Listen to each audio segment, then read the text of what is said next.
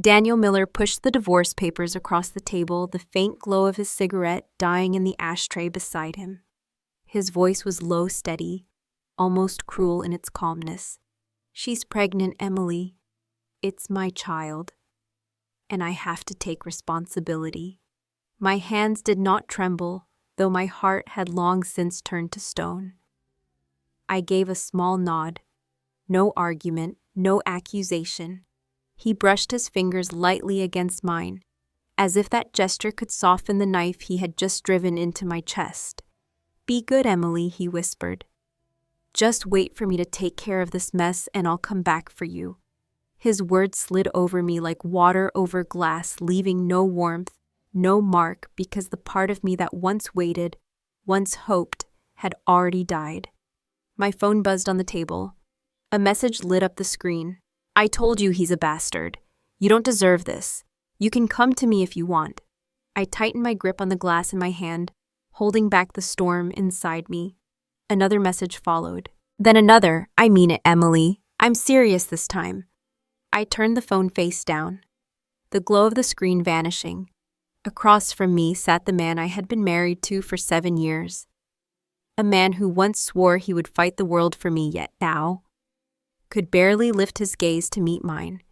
Daniel's brows furrowed, a faint crease between his eyes. "Who was that?" he asked, his voice sharp with suspicion. But before I could answer, he shook his head and forced a bitter smile. "Never mind. It doesn't matter." And perhaps it truly didn't, because in this marriage my words had ceased to matter long ago. My place in his life had become redundant, an accessory in a home that no longer felt like mine. There was already room in his heart for someone younger, fresher, though he would never admit it. He clung stubbornly to the lie that I was still the one he loved most. 6 months earlier, he had wrapped his arms around me from behind, resting his chin against the crown of my head with a tenderness I had not felt in years. "We hired a new assistant today," he murmured with a quiet laugh. "Her smile looks so much like yours when you were younger." The words should have been sweet, yet they cut me to pieces. Weeks later, another message from him. "She drank too much at the party. I couldn't leave her there alone. I'm her boss. I had to take care of her." I stared at my wedding ring, twisted it slowly on my finger, and raised my glass to no one. "Happy anniversary," I whispered into the void. That was the day he confessed that Vanessa Brooks was carrying his child. I placed a hand over my stomach, flat and empty now, remembering the child I once carried. Daniel had been too busy back then, too consumed with his empire to make room for life. I let him make the decision, and I lost the baby. My phone buzzed again. Daniel, efficient as ever, always decisive, always cold. That afternoon, his driver picked me up, and together we went to the New York City Marriage Bureau. Papers were signed in silence. He knew I would not resist, knew that I had always yielded to his demands year after year. This time was no different. The clerk asked if we had children. No. Any disputes about property? I hesitated, then lowered my gaze. No, I was leaving with nothing. The civil servant's eyes flicked over me, filled with judgment, as if I were the one who had sinned. Daniel's eyes carried the same disapproval, the same quiet disappointment. Leaving empty-handed was the only demand I had added to the agreement. His fingers tapped rhythmically on the table. "Are you angry with me, Emily? Or are you trying to use this to pressure me? There's no need to go that far." I shook my head and gave him a faint smile. It wasn't pride nor defiance. It was simply resignation. "I'm just paying back what I owe," I whispered. 7 years of marriage had clipped my wings, bound me to a gilded cage. Beyond it lay the debt of 12 years of gratitude to the Miller family for raising me. What more could I ask for? All I wanted was to leave with some semblance of dignity. When I stepped out of the bureau that day, it was the last time Daniel and I would walk side by side. The wind was fierce, the sunlight blinding. I could barely open my eyes. My phone buzzed again. "You're out now, right?" Another message followed, this time with a sonogram image. The dates aligned too perfectly, conceived right around our 7th wedding anniversary. Daniel shrugged off his coat, ready to place it over my shoulders out of habit. "Where are you going? I'll have the driver take you." I lifted a hand, refusing the coat, the driver, and the man himself. Another message came through, this time from Nathan Hayes. A photograph of an apartment key. "I've already found you a place. It's yours." The wind roared outside the window, rattling the glass, but inside my apartment I closed the shutters, wiped my face with cold fingers, and forced myself to breathe. The handbags, the jewelry, all the glittering gifts from Daniel I left behind. I packed only a few essentials, some clothes, and then picked up a framed photograph on the nightstand. My chest tightened as I stared at it. It had been a beautiful day just like this one. Daniel, then still a boy, had slid a makeshift ring woven from grasses onto my finger, the sunlight bathing his face, revealing a tenderness so raw and pure that I had once believed it would last forever. Daniel had once promised me with a solemn sincerity that after graduation he would marry me, and true to his word, he did. I was the orphan chosen by Charles and Margaret Miller from the California State Orphanage in San Diego, carefully handpicked to be a companion for their only son. I had always carried gratitude toward the Miller family, and over time, I grew used to following every path Daniel paved, every decision he made. I never dared to dream of a marriage. But Daniel looked me in the eye all those years ago and told me he loved me, and despite his parents' objections, he stood firm and claimed me as his wife.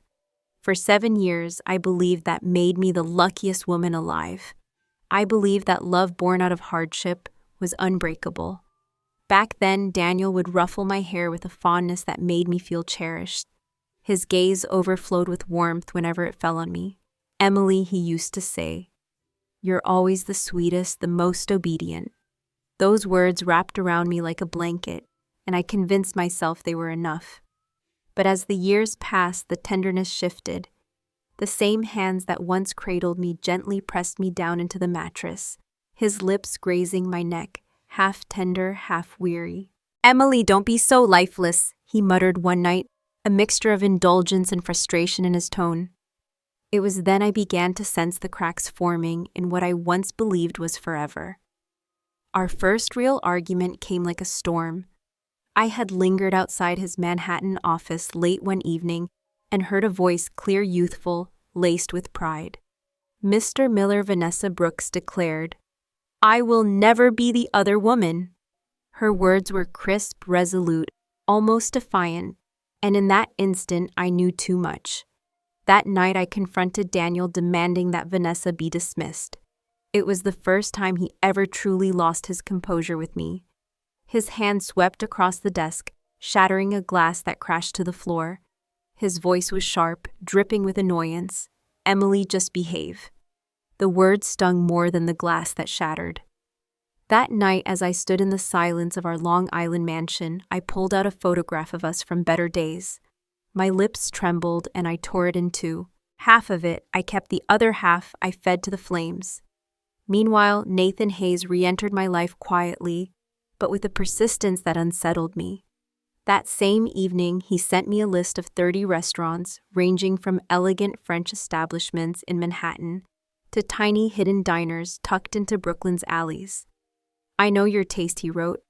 "Don't pretend otherwise. You're too spoiled for your own good." I touched the screen with trembling fingers, ready to send a simple thank you. But before I could, his reply came fast. "Don't thank me. I don't like hearing that from you." I began to put my new apartment in order, checking the balance on the card Nathan had once handed me before he left for California. His voice echoed in my memory. "Don't be foolish, Emily. Don't keep adding to this card. Just use it when you need to. Promise me." I had laughed then, but now that card was my only lifeline, the only thread keeping me from unraveling completely. Days blurred into nights, 30 in total. The mandatory cooling-off period for divorce. Passing almost unnoticed each day, punctuated by a different flavor from the restaurants Nathan had chosen. It became a rhythm, a survival. I officially resigned from every position I held in the Miller Group. The irony was not lost on me when Vanessa herself came to oversee the transition. She arrived in stilettos, her tailored suit sharp, her ponytail neat, her expression colder than steel. The sound of her heels echoed against the marble floor as she approached. "It's been a while," she said, her smile thin, her eyes scanning me with detached amusement. "Women need to learn to love themselves," she continued coolly. "Otherwise they fall behind." I said nothing, my gaze dropping instinctively to the swell of her stomach, now slightly visible beneath the fitted jacket. "Is there anything else?" I asked flatly. When she shook her head, I turned and left. Daniel soon discovered that I had walked away from the company. He had grown accustomed to my compliance to the orphan girl with nowhere to go without him. He did not come after me in person. Instead, he sent 2 voice messages. His tone rushed forced calm, laced with frustration. "Stop acting like a child, Emily. You're not that young anymore." On the 21st day of that waiting period, I imagined him wandering through the house we once shared, every corner steeped in our ghosts. He attempted a video call. I rejected it instantly. Seconds later, his message arrived. "Did you move out, Emily?" He still thought it was a game, some petty attempt to test him, to manipulate him. He urged me to stay safe if I insisted on playing runaway. I leaned against the cold wall, my chest tightening painfully. I wanted to scream, to cry, until my body gave out, but no tears would come. A marriage this warped could never nurture real love. That truth was so simple, yet Daniel never grasped it. His hands had cupped my face countless times with feigned tenderness. His voice laced with regret for the girl I had once been, the naive, bright-eyed girl who believed in him. But that girl was gone, and what remained was a woman who finally understood that love without respect is nothing but chains. "You've changed, Emily." Daniel once muttered bitterly, "You're not sweet anymore." But it wasn't sweetness that had left me. It was the ability to keep pretending. Around that same time, my phone lit up with Nathan Hayes' messages. "The ice cream at this place is terrible," he wrote. "Made me think of that sugar water you used to make as a kid. TSK. I'm talking about you. Say something back." His concern had always been clumsy, rough around the edges, but I understood what he meant. Beneath every short, abrupt line was the same plea: stay alive, don't give up on yourself. That night, the walls I had built finally collapsed. Years of silence and suppression erupted into sobs I could no longer control. "Why didn't you stop them?" I cried into the void of our call. "Why didn't you stop the Millers from taking me away?" On the other end, Nathan fell silent for a long time. His typing indicator blinked in and out, then disappeared. Finally, my phone rang. His voice was hoarse yet steady. "Emily, damn, I'm sorry." Hearing the name I had once carried in the orphanage struck me like a forgotten chord. He let me pour out every ounce of pain, and when my voice finally broke, he whispered that he would carry it for me as he always had. We grew up together at the California State Orphanage in San Diego. I was the quiet child, withdrawn and obedient, while he was the scrappy leader of the pack, notorious across the grounds. The place was overcrowded, a sea of forgotten children, and there was no reason our lives should have intertwined. Until one day, I was surrounded. "Are you mute? Why don't you answer?" The other kids circled me like hyenas, taunting, pushing, their laughter ringing in my ears as they shoved me down. My fingers throbbed where someone had stepped on them, pain shooting up to my arm. I wanted to disappear, but fear had me frozen. Then through the chaos, I saw Nathan walking by. For a moment, he was only a boy silhouetted in the sunlight. But to me, he was hope. "Help me," I managed to whisper. And he did. He fought like a storm, his small body taking blow after blow. His face bloodied, yet when it was over, he stood tall, grinning through the bruises. "I was born to save the world," he declared proudly, puffing out his chest, though he was younger and smaller than me. "Stick with me. You'll eat well, you'll live well." From that day, Nathan became my shield. He gave me everything he could scavenge: food, trinkets, little treasures he found, always slipping them into my pocket as if it were the most natural thing. In truth, what he gave me was more than treats. It was the purest form of devotion a boy could offer, and because of him, No one dared touch me again. When I was 10, Charles and Margaret Miller came to the orphanage. Out of dozens of children, they chose me. I was quiet, polite, at the perfect age to mold into a companion for their son. Everyone whispered that I had struck gold, that I was about to soar. Everyone except Nathan. His eyes reddened as he slipped a knitted pouch into my hand. Inside were dozens of brightly colored hair clips, each one carefully collected. "You like pretty things?" he said softly. "These are yours." Daniel pulled me toward the car, his impatience palpable. Nathan clung to the door, refusing to let go, no matter how many hands tried to drag him away. "She doesn't need you anymore." Daniel snapped his grip firm on my wrist, but Nathan's voice cut through the chaos. "Idiot. Be smart from now on, okay, to sever me completely from my old life." The Millers forbade all contact. For 5 years, I lived in a cage of wealth, every attempt to escape met with punishment. And Daniel, back then still just a boy, knelt beside me through those punishments. He would take my hand, press it against his face, his lashes trembling as he whispered, "Don't be scared, Emily. Don't run away anymore." He thought I wanted to escape him, but the truth was, I only wanted to tell Nathan not to worry. Daniel wove a delicate trap around me, his gentleness wrapping tighter and tighter until I could no longer tell where gratitude ended and love began. By the time I reached high school, Nathan was no longer at the orphanage. He had been returned to his birth family, the powerful Hayes dynasty, after a case of mistaken identity was resolved. 15 years of searching had finally brought him home. At 18, we both entered the same university. He knew about Daniel, knew how fiercely I clung to him, and so Nathan stayed in the background, watching in silence. When I married Daniel, Nathan left the country. Our contact became sparse, nearly non-existent. Until one night, years later, he flew back unannounced and caught Daniel stumbling out of a Manhattan nightclub reeking of smoke and alcohol. Nathan didn't hesitate. His fist connected with Daniel's jaw, fury spilling out of him in waves. "You bastard! Can't you live decently for once?" Another punch was already on its way when Daniel smirked through the blood on his lip. "I don't know who you are," he said, his tone mocking, "but I bet you know Emily. You know she can't leave me. No matter what you do, she'll stay." Nathan froze, his knuckles hovering in the air. He thought of me, of what would happen if he destroyed the man I was bound to. And with that thought, his hand trembled.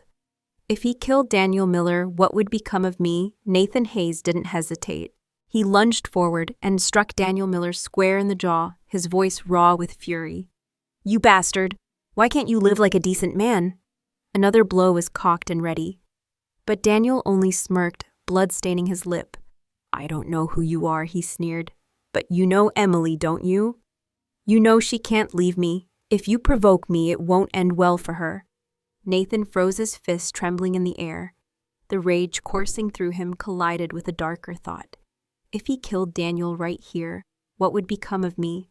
What would happen to the girl he had been protecting his entire life? His hand lowered slowly, and for the first time, I saw fear flicker in his eyes. Not fear for himself, but for me. The 30 days of the cooling-off period ended, and I arrived at the New York City Marriage Bureau right on time. Daniel was waiting, his cigarette stubbed out with lazy precision, a smug curve at the corner of his mouth. "You're punctual as always," he said. "I knew you would be." I lifted my chin and met his gaze with unwavering calm. "From this moment on, Daniel, everything between me and your family is finished." His brows arched, amusement sparking in his eyes. "Jealous, Emily? Since when did my sweet girl become so petty?" He reached for his lighter, his tone softening in mock affection. "Don't worry, I'll make it up to you later." A chill threaded through my empty chest. For the first time, I saw him clearly. Not the boy who once shielded me from punishments, not the husband who used to hold me close in the night, but the man who had broken every vow he ever made. "Do you even realize," I asked quietly, "that your shirt can't hide the marks she left on you?" His hand flew instinctively to his collar, tugging it higher, and then he laughed. "Emily, you're adorable," he said, his laughter rough. "It was just a fling. And you believed it meant something. I wanted to ask him. What then was real? Was it the love I clung to for 19 years? Was it the blind faith that kept me by his side, no matter the wounds he inflicted? Was it the marriage he treated like a game? The promises he repeated until the words became hollow? But none of those questions made it past my lips. Instead, I turned away and walked. That was the final stretch of our story. The last road of a love turned to ash. Daniel rolled the window up, his car vanishing into the Manhattan traffic. 19 years condensed into nothing but dust and fragments scattered on the wind. My phone rang. Nathan's name glowed on the screen. Emily, his voice said. When I answered, look across the street, I lifted my head, and there he was. Tall, broad-shouldered, standing amidst the crush of the city, as if he were an anchor in the storm. I did not know how long he had been waiting for me, but in that moment he looked immovable like the ocean itself. Say my name, he urged gently, pulling a sunflower from inside his coat as though performing a trick. His other hand still pressed the phone to his ear. His steps slow, deliberate, closing the distance between us. I came to take you home. For a heartbeat, I forgot how to breathe. The sight of him, the weight of the moment, it carried me back to when I was 10. Staring out the window of a car that tore me away from him, seeing him pounding on the glass, refusing to let me go. And here he was again, the boy who had promised I would never be alone. I thought you were abroad, I murmured, my voice unsteady. His fists clenched as if to contain the storm inside him. He pressed a trembling hand over his eyes, his shoulders shaking with the force of unspoken emotion. I'm a bastard too, he muttered hoarsely. And for a moment I didn't understand. But then he dropped his hand, met my gaze, and I realized he was laying himself bare. No excuses, no illusions. I smiled faintly, lowering my head as he leaned closer until our eyes were level. Bitter gourd, he whispered, using the old nickname only he had for me. Sometimes the bitter balances the sweet. And just like that, I understood. Nathan always appeared at my lowest when the darkness threatened to consume me, and with him I always found a strange safety. Even if the world collapsed, he would stand against it for me. He extended his hand and introduced himself as if it were the first time. Hello, I'm Nathan Hayes. A laugh slipped from my lips, soft and incredulous. I placed my trembling hand into his. Hello, I'm Emily Carter. Emily meaning peace. Emily meaning serenity. That night whispers spread across the city like wildfire.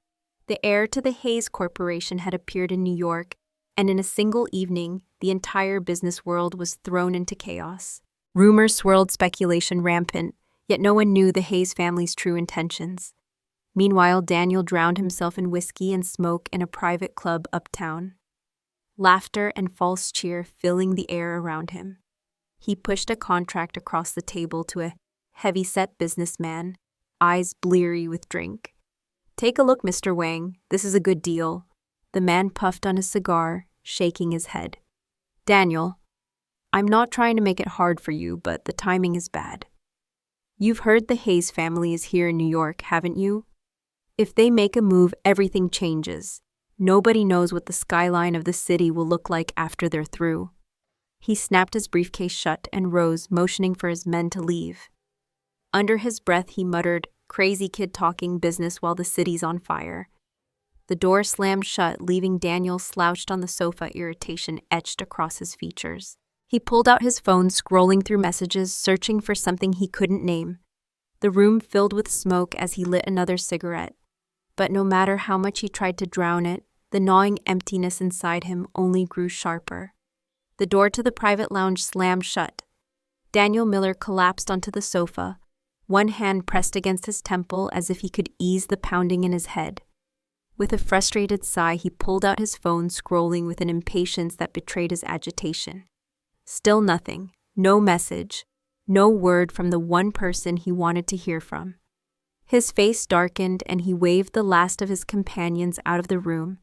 Alone, he lit another cigarette, the smoke curling thick around him like a suffocating veil. He opened the news on his phone, eyes narrowing when the screen filled with images of Robert and Evelyn Hayes stepping off their private jet. Robert exuded authority. Evelyn radiated elegance, her hand resting on her husband's arm as they smiled calmly at the flashing cameras. Together they carried the effortless aura of people born to rule. The shrill ring of his phone cut through the haze. Vanessa Brooks. His lips curled into a frown before he declined the call. His thumb hovered idly over the screen until somehow he found himself staring at an old conversation thread. Saved under the name Treasure, the last message sat frozen in time, sent the day they signed the divorce papers. 2 weeks had passed since then, and not once had Emily reached out. A faint unease stirred in his chest. On any other day, she would have sent something small, something simple. "Are you tired, or when will you be home?" Her silence now felt unnatural, ominous. Daniel typed quickly, then deleted, then typed again. Over and over, words that once came easily now felt impossible. Finally, he forced out a single line. "What are you doing, Emily?" The moment he pressed send, a sharp weight pressed down on his chest. Seconds later, a red exclamation mark flared on his screen. Message failed. Panic sliced through him. He tried again, switching numbers, calling again and again, more times in one night than he had in years. For once, business didn't consume him. For once, he realized the empire could wait. But Emily did not answer. Meanwhile, I sat quietly by the lake, watching the ripples spread outward like fragments of shattered memories. 19 years, 2/3 of my life had unfolded like a story that was once radiant, now dissolved into foam. I rested my chin on my hand, my mind drifting in chaos. How unlucky, I thought bitterly, to be discarded again. And yet, what had I done wrong? I had obeyed. Never strayed, never rebelled. Even the orphanage director had once praised me for being so well behaved. "Emily, you're free now," I whispered to myself. But the truth was harsher. What I meant was, "Emily, just keep walking." A shadow fell across the water beside me, and Nathan Hayes sank onto the bench at my side. He kept just enough distance, close enough to share his warmth, but far enough not to smother me. His presence was quiet, grounding like the lake itself. "I'm not going to die," I said suddenly, the words sounding both bitter and absurd. "A broken past isn't enough to erase who I am." Nathan turned to me, the wind tossing his hair across his forehead, his smile luminous, yet tinged with sadness. "I've missed too many years with you," he murmured, his voice low. "The stubborn little girl I knew has grown into someone so forgiving, too forgiving." He sighed, eyes glistening with unshed tears. "How did you survive all these years, Emily?" Before I could answer, my phone buzzed with a call from an unknown number. We both knew who it was. Nathan's jaw tightened, his expression hardening. Without a word, he pulled the SIM card from his phone and hurled it far into the lake. I opened my mouth, but before I could protest, he wrapped me in his arms. His body was cold, trembling, as though holding me was the only thing tethering him to the earth. I did not resist. I simply rested against him, gazing over his shoulder at a small bird returning to its nest, its fragile home swaying on a barren branch. "Don't disappear on me," he whispered fiercely. "Please don't. Just keep moving forward." It was Nathan who pushed me toward the next chapter, who insisted I rebuild my life on my own terms. With his unwavering persistence, he convinced me to open my own studio in the Brooklyn Art District. He said I had talent that the world deserved to see me shine. And he was relentless about it, dragging me out of bed at dawn, taking me to scout locations, review materials, oversee construction. He could have hired dozens of professionals, but he refused, grinning as he explained that a fortune teller had once said I needed to do it myself for good luck. I never argued. Perhaps I didn't want to break the spell of his determination. One morning, I woke to the sound of his familiar knock, 3 sharp taps, perfectly measured, always respectful. He leaned casually against the door frame, a bouquet of crimson roses in his hand, his smile bright as the sun. "Good morning," he said warmly. "I came to take you to work." For the first time in years, I felt something stir inside me, something close to hope. Nathan carried the sun with him wherever he went, so radiant that he seemed to drag the morning light into every room, and next to him, I felt like a shadow. Each day he woke me before dawn, pulling me from sleep to walk through construction sites, to touch wood beams, to argue over marble and glass. By the time exhaustion overtook me, he would finally relent and let me rest, though every task we did could have easily been hired out. He refused.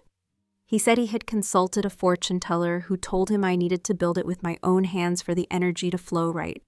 I didn't bother to challenge him. I didn't even know my true birth date, so what difference would it make? Still, I could see the truth. Nathan was stubborn, in ways that could both irritate and disarm me. As long as I was busy, he was happy. His smile stretched wide, boyish, and unguarded. And if keeping him smiling meant wearing myself thin, then so be it. Together we walked out into the early air, the scent of water and fresh-cut wood lingering in the chill.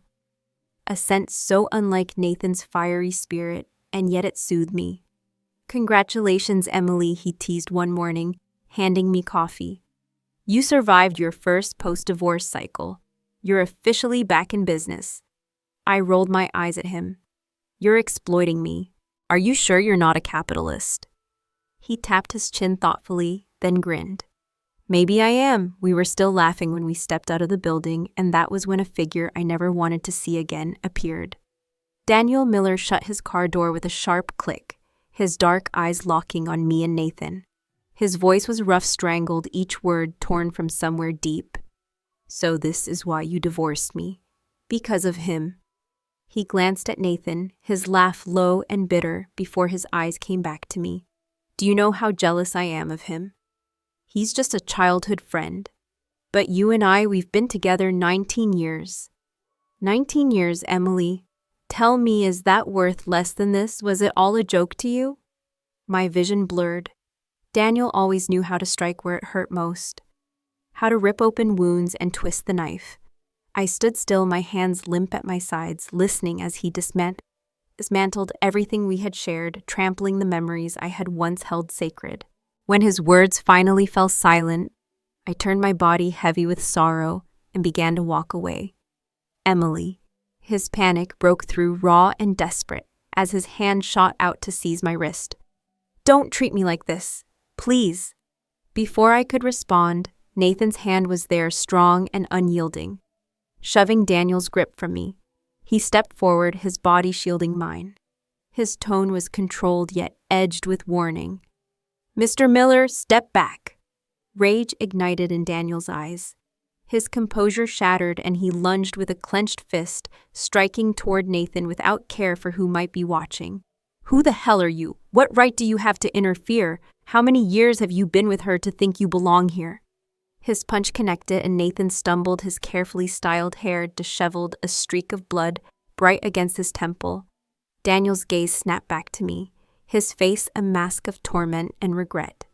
"Emily, we've both made mistakes," he said hoarsely, "but it's not too late.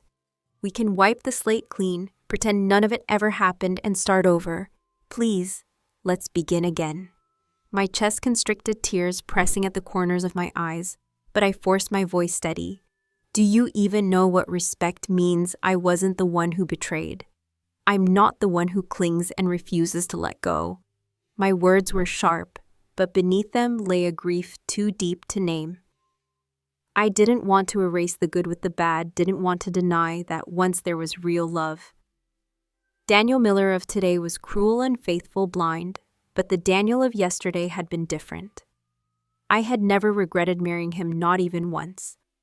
I would always remember the way he looked that afternoon long ago, eyes glistening as he clutched a bouquet of red lilies, his voice shaking as he slipped a modest ring onto my hand. He had stammered like a boy offering everything he had. "I've learned to cook your favorite dish. I know you don't like strangers in the house, so I've taught myself to change the sheets, to iron your clothes. You said you wanted to travel, so I planned itineraries, wrote them all out. This ring, it's the most I can afford now, but when I have more, I'll buy you a bigger one. All I want to ask is, will you share a family with me?" I had once believed him, and in that moment I had loved him with a faith so complete it terrified me. His parents had been kind, strict but fair, giving me direction when I had none. They had given me a home. And Daniel, his love had been true, only not strong enough to last. Now standing before the man who once held my whole world, I could no longer lie to myself. That love had withered. The vows he had made had been broken. And no matter how many times he begged, no matter how many memories he tried to wield as weapons, I could not return.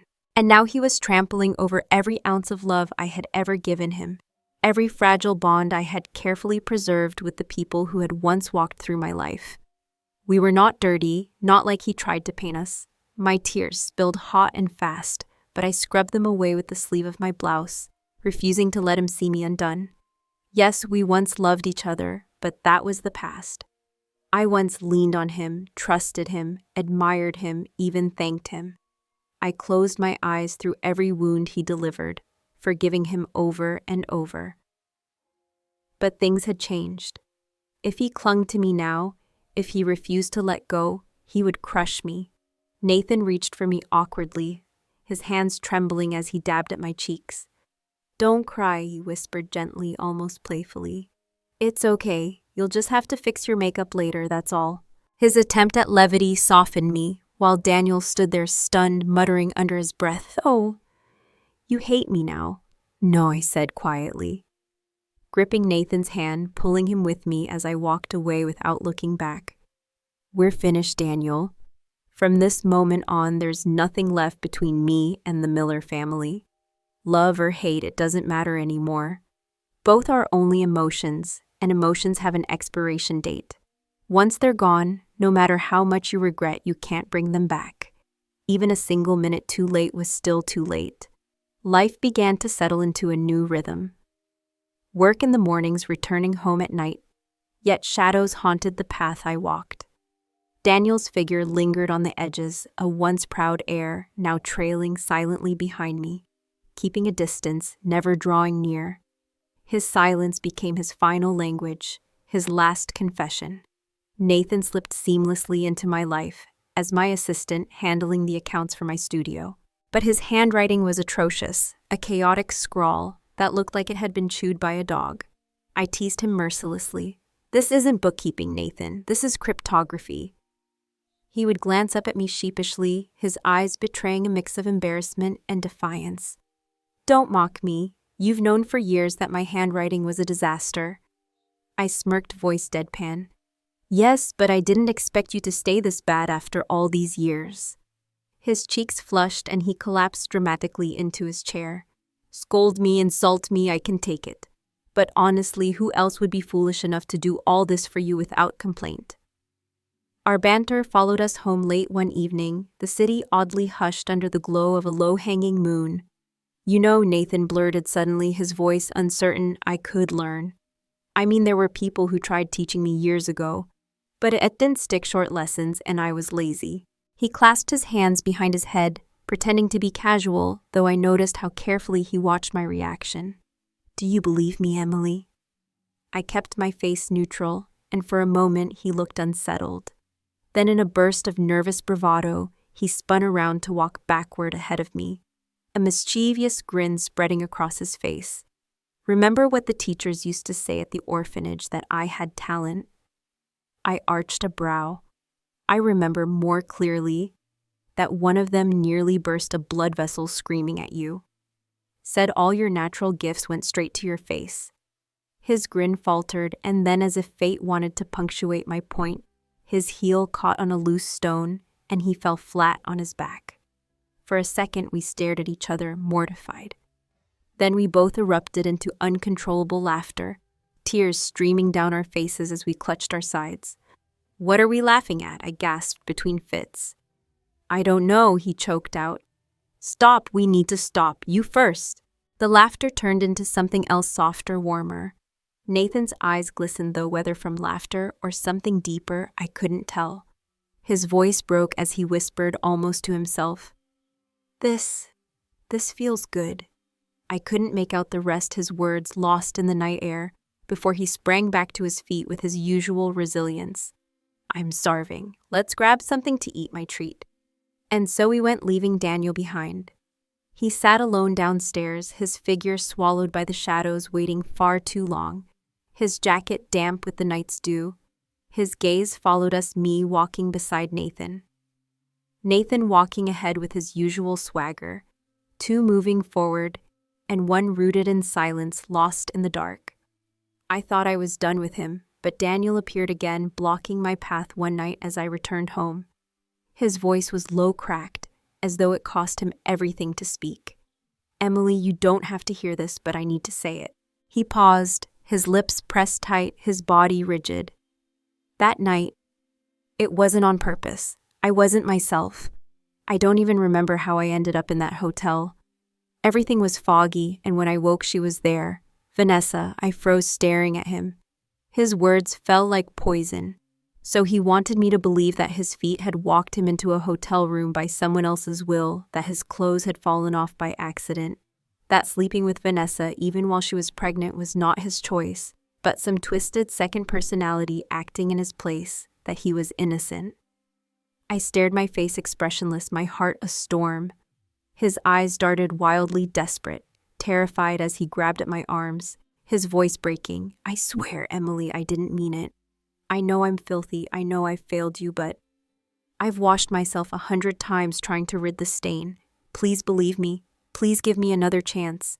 You used to love me more than anyone. Didn't you?" The words hung in the air, trembling with the weight of his desperation. But all I felt was exhaustion. "No," Daniel whispered, his voice breaking. "I'm not trying to excuse myself. I know I was wrong. I know I'm filthy.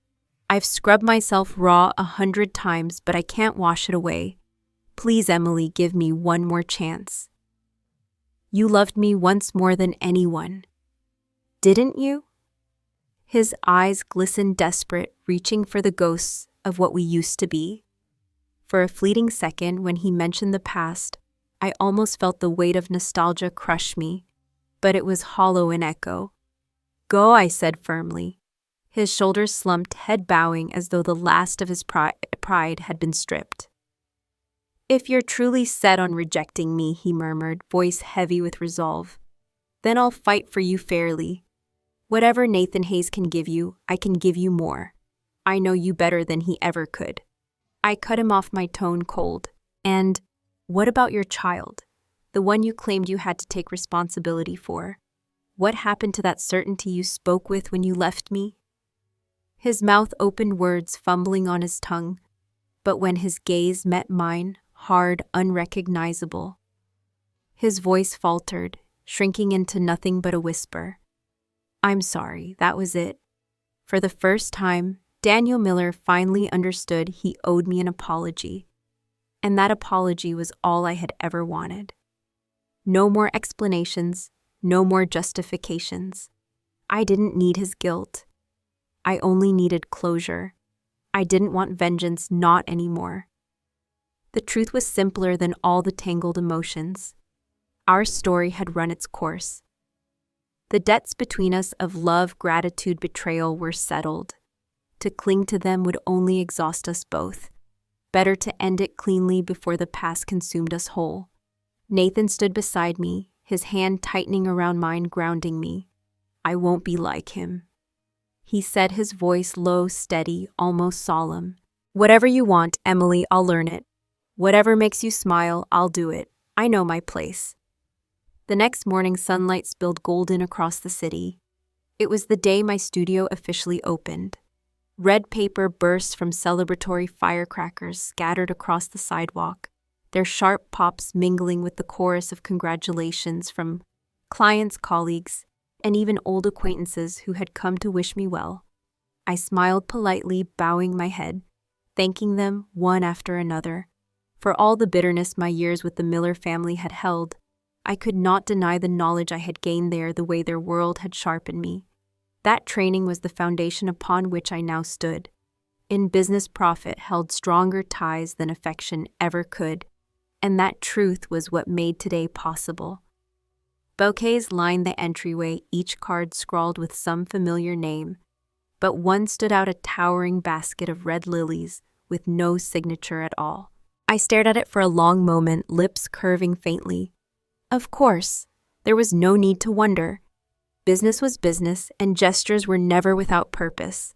Nathan moved through the crowd with a glass in hand, grinning like a man who had nothing better to do. He greeted everyone but never strayed too far from my side, his easy laughter making it seem less like a formal event and more like a casual gathering among friends. For the son of one of the city's most powerful families, he looked every bit the unemployed drifter, orbiting me as though I were his only job. "You really have nothing else to do you?" I teased, leaning toward him when the room grew too crowded. He tilted his head, eyes wide, feigning innocence. "Why are you getting tired of me already? You've got to admit, Emily. You have remarkable patience. Anyone else would have kicked me out by now. Your parents are alive and well. Hayes Corporation doesn't even need you. So what exactly is your mission in life?" I asked, voice laced with playful challenge. He puffed out his chest dramatically, his tone grand. "To save the world." I arched a brow.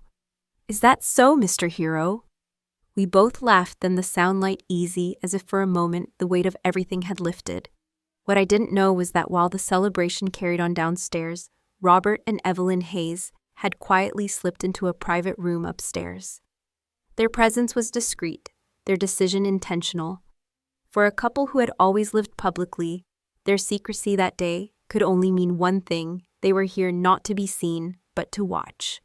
Through the glass, Robert frowned, his features etched with the same stubborn lines that often marred Nathan's brow. "Are we really going to look at her like this in secret?" he asked, his tone heavy with concern. Evelyn, ever elegant, narrowed her eyes at the scene below, her lips pressed, but her voice calm. "Talk less. You'll only draw attention." Robert's chest rose with another protest, but Evelyn cut him off gently. "From the start, you know our son's heart. Nathan will bring her home. That girl belongs by his side. If he brought back a shallow little socialite, fine. But Emily, no imposter could have won her. She's the real thing." Robert's cheeks flushed with something between pride and reluctance. "Still, this isn't proper. He's hiding it from us, forbidding me to meet her. That night when he came back from Long Island, he was furious. He wouldn't speak to me at all." Evelyn sighed, her voice softer now. "He's stubborn, just like you." At that, Robert fell silent, chastened by the mirror of his own flaws. Outside, the hum of gossip about the Hayes family buzzed through the industry. No one could quite understand why the powerful couple had suddenly appeared in New York, or what their purpose was. But in truth, all they wanted was to see the woman who had captured their son's heart. Evelyn stood at the window, her figure regal against the light. "No wonder the Millers have been faltering. Look what kind of heir they raised. But that girl, Emily, she's nothing like him. She's strong, she's capable, she's kind. You can see it just by watching. She doesn't scheme, she doesn't calculate. She's the sort of girl who softens even the hardest hearts." Robert's gaze softened, his voice quiet now. "If we ever get the chance, we should thank the Millers. For all their faults, they raised her well enough that she became this." Evelyn smiled faintly, though her eyes betrayed something deeper, almost wistful. "Yes, we owe them at least that much." And in that moment, unseen by me, they stood watching the weight of their legacy and their son's happiness tied irrevocably to the woman I had become. In their eyes there was no calculation, no hidden scheme. Just one glance at me was enough to soften their expressions. After all, the Millers had raised me for years, and that fact could not be erased. If the chance ever came, perhaps they would even thank me. Robert Hayes fell into a long silence, his features pensive before his wife, Evelyn, finally murmured for him to stop talking. And just like that, I realized the world was a vast warehouse, filled with every kind of person, every shade of kindness and cruelty. Without me knowing, my name had been spoken again and again with tenderness by people who loved their son so deeply that they loved what he loved. Maybe it was that simple. Or maybe Robert and Evelyn had always been warm and decent souls, so much like Nathan himself. Time passed quietly. 2 more seasons vanishing into the wind.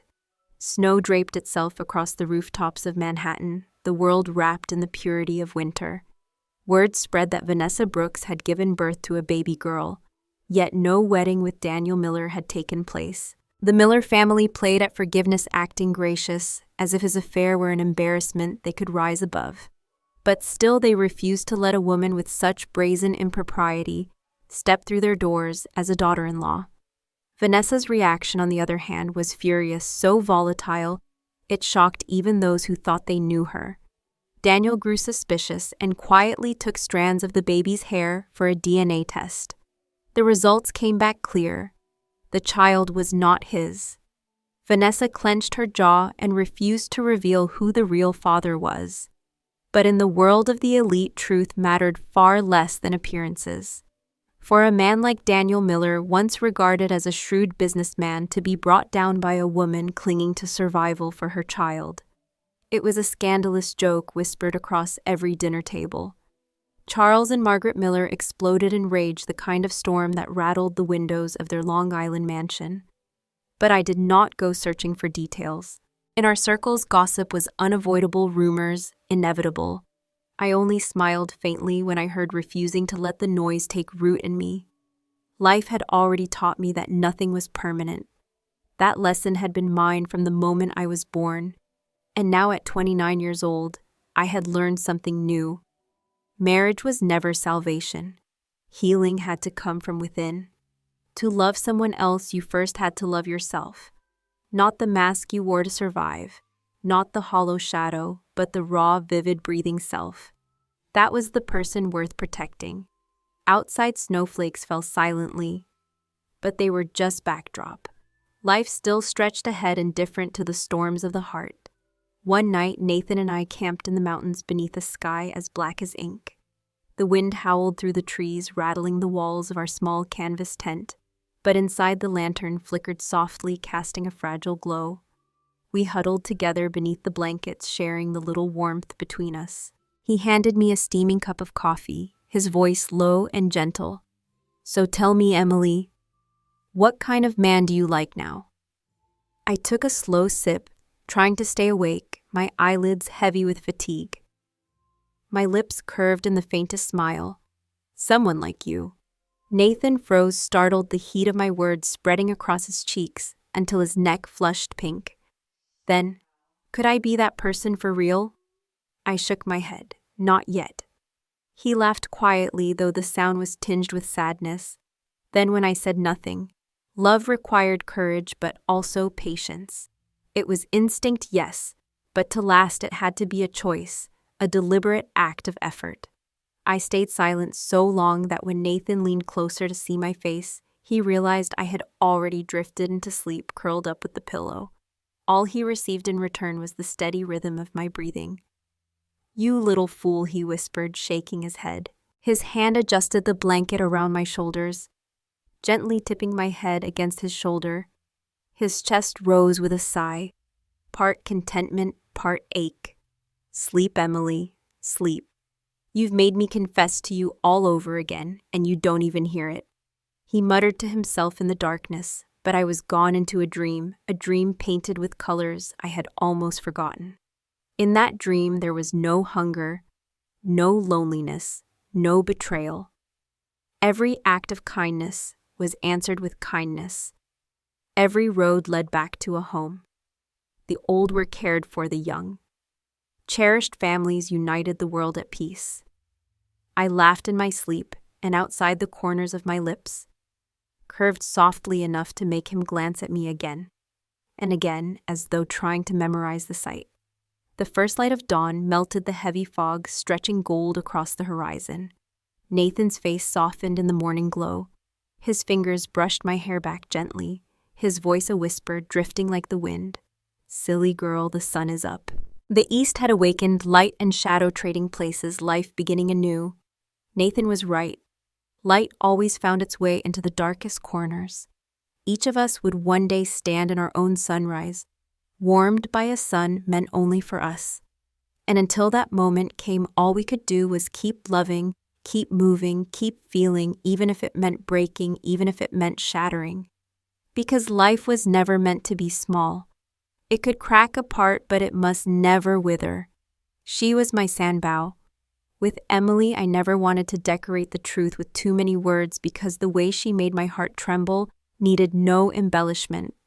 From the very first moment, I had felt something I couldn't name back then. At 20, I didn't understand what that spark was, but looking back now, I know it clearly. It was happiness, pure and unfiltered, standing right in front of me. She had this way of lighting up the dullest corners of my life, making everything around her suddenly vibrant and alive. I would sit chin resting on my hand, studying her in secret as she crouched down to play with a kitten. How could a girl be so gentle, so sweet, so effortlessly lovable? "What are you staring at?" she asked, catching me, her brows furrowed, but her lips tugging at the corners. My mouth betrayed me before my brain could stop it. "Just looking at you. You're beautiful." Her face flushed instantly, a mix of embarrassment and irritation flickering across her features. Yet her nature was too kind to ever stay mad, so she only shot me a look, her round eyes shimmering wide and soft, so much like the kitten in her hands. I couldn't help it. I laughed. "Don't move, don't even blink," I whispered, fumbling for my camera. The lens clicked, capturing a fragment of her innocence and warmth that I knew I would never want to lose. Another moment sealed into memory, one I swore I would someday turn into a collection titled The Moments of Sanbao. But the truth was, I still didn't have the right to call her mine. Not even in the way I addressed her. She was my Emily, my Sanbao, but only in the quiet chambers of my heart. Out loud, her name passed through my lips like a secret prayer I was too afraid to utter fully. Through the viewfinder, I lingered on her face, unable to tear my gaze away. The sunset behind her burned crimson, smearing honeyed light across her hair, until she seemed to glow, her whole being radiant as though touched by heaven itself. Her fingers stroked the kitten's back, her eyes lifting toward my lens with a tenderness that stole my breath. In that exact instant, something inside me cracked open. My chest tightened, my pulse thundered. That was the moment I knew I loved her, not a fleeting crush, not a boy's fascination, but love, real, devastating, unstoppable love. I loved her deeply, wholly, with everything that I was and everything I would ever be. And I loved her so much that the thought of ever failing her terrified me. If there ever came a day when I was no longer good to her, I swore to myself I would carry that guilt to the grave. "Did you finish?" "Am I pretty in it?" she asked innocently, still holding the kitten, her eyes sparkling like tiny stars in the deepening dusk. My lips curved into a smile I couldn't suppress. "You'll see for yourself," I teased, stepping closer, the warmth of the fading sun wrapping around us. "My photography skills aren't bad, you know. Come look." Her laughter mingled with the golden air, and I wanted to freeze time right there. Just us, the soft mule of the kitten, the glow of twilight. I didn't need riches. I didn't need power. In that moment, I only needed her. And though I could never say it aloud, then my heart whispered it endlessly, "Melly, you are my beginning, my middle, and my end." Thanks for listening. Be sure to subscribe so you don't miss the next videos.